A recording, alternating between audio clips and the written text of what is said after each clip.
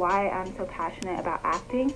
It has nothing to do with success, money, or fame, even though those are all things that I think every actor should aspire for in order to provide for their family and be there when accidents happen and be able to take care of those accidents financially. However, the core foundation of why I enjoy acting so much just comes from the art and the craft of developing the character, becoming the character, and then portraying it in front of people, and even the excitement and a little bit of nervousness that you get when you're performing in a live performance, and even when you're performing on set of a filmed episode or movie or short film. There's a little bit of nerves even with that because you've got a lot of people on set. You've got the director, you've got the producer, you've got the crew, and you've got a lot of things going on, and it's up to you to be focused, in the zone, and professional in terms of go time, being on par when it's time to go, ready to go, and doing the things that don't need to be said, doing the things that are expected of you in terms of, this industry, and in terms of making everyone's job easier. I'm not saying it's your job to make everyone's job easier, but if you can, why wouldn't you? So that ties in with professionalism, knowing your lines. Of course, everyone's human, mistakes happen, and that's expected, but there's a certain expectation that you can at least meet when it comes to being professional and developing your character and doing your own homework on your own time. That's a personal study and a personal process. And it's up to you to get that stuff done. And honestly, if you love it, you want to get it done. It's part of the fun. And the whole thing is a pleasant process. It feels like work, but it feels like fun work where you're thinking in your head, oh my God, thank you God that I get to do this. So those are some of the core reasons that I'm passionate about acting. Simply loving the character development process, the character packing process, discovering your objective, figuring out your tactics, and then building it up from there on.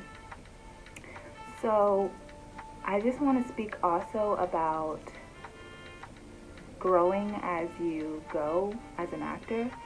So basically, most actors have acting coaches. There's nothing to be ashamed of when it comes to hiring an acting coach or talking and speaking with an acting coach, having a mentor, basically both things or one or the other, because even the best actors, even the most, whatever actors you deem A-list in your mind, have acting coaches.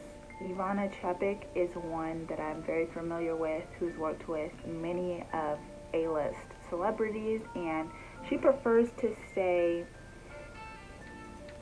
more private and keep her personal life private, but she's got a couple of great books that I suggest if you're into acting that you check out. And she's spoken about just working with these top-notch actors and making them even better, pushing them to the next level and making them notice and realize things that they had never realized when it comes to the strategy or approach that they take when they become a character and consider the character's feelings. And she also speaks about preferring to keep her personal life private and just how much she genuinely is passionate about the craft of acting and was not interested in any of the fame. So that's always very intriguing to me when I find individuals that are so passionate about the craft and are able to make a good amount of money but choose to stay out of the limelight, choose to keep their names kind of tucked away. And the people who know. It's like within Hollywood, if you know, you know. Within Hollywood, they're very familiar with Ivana Chubbuck. So she is, in a way, a celebrity, but she's also been very strategic and smart about being able to keep some of her privacy. And that's another thing. I will say, every single actor is able to hold on to what they want to hold on to. You can protect your privacy, and that's some BS that people think that fame comes with always being in the press and always being on magazines. Every now and then paparazzi can accidentally catch you, and they can be a pest, and they can follow you and know where you live, and that's the worst.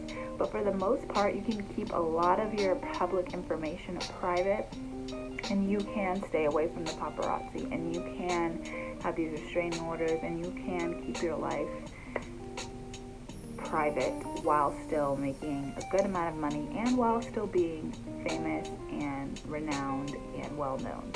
So anyone that's constantly out there on the tabloids is purposely like fishing for it, going out and, you know, giving the paparazzi a lead. They're purposely making this their job to be in the media all the time. So that can be avoided, and that's important for anyone who doesn't know that to know that a lot of A-listers are still able to protect what they want to protect. And it's up to each individual person. However, there are little mishaps that occur. I mean, you can get caught, like, people can just be nosy, and you could just be in a public property, and okay, this is what's his name, and then like one thing leads to another. A lot of the paparazzi will call each other, and they have their other friends that they want to help make money. It's a business, but for the most part, especially if you're not even in the state of California, it's very unlikely that your business is just going to be documented unless you want it to. The sad truth is that a lot of up-and-coming actors, or not even up-and-coming, some that feel like they have fallen off, call the paparazzi in order to get that buzz going back again about them. And they want, you know, their outfit documented, what's going on documented, and everything seen so that they can surge up their career. I think there's plenty other ways to go about reviving your career if an actor were to feel like they fell off the wagon or they became irrelevant, such as just putting out good work. Like, your content, your work should speak for itself, and that's what I'll always believe in and strive for in my own personal career. So most actors, we love to talk to each other and we love to bounce off of each other in terms of our characters' objectives, especially if we're in the same production and we want to pack this character so that we can fully know the ins and outs of them and make it authentic and real to whoever's watching. Make it just real for the viewer. Different actors have different methods. I know that it depends on the project, really, how you go about becoming your character. I know method acting is a very popular strategy. It's one that I've often heard about, and I have not put it to use myself because I think it depends on the production.